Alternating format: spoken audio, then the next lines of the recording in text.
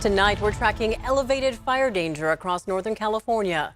Several firefighters are recovering today after being hurt while fighting the Maria fire in Calaveras County.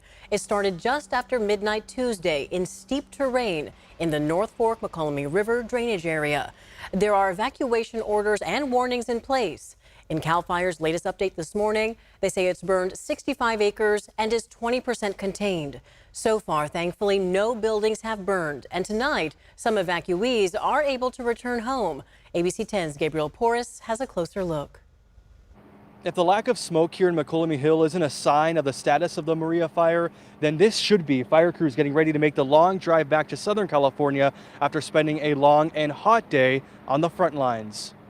It was a very aggressive firefight that first night. An all-hands-on-deck attack overnight reduced the once blanketing Maria fire smoke into a small puff of vapor by Wednesday morning. That tends to slow down fire behavior or impact the fire behavior in a positive way when we can increase the humidity and the weather cooperates with us. So that's kind of what happened overnight. That progress means this evacuation center in Valley Springs won't be needed. The center is starting to close just minutes after all evacuation orders were reduced to warnings around noon. There is citizens out there, but most of the properties have land with them. They're not houses stacked on top of each other. One of the hardest parts about fighting this fire has been the rural and steep terrain in this area. All the resources and crews are stationed on this road, which means it's a literal uphill hike to get to the front lines.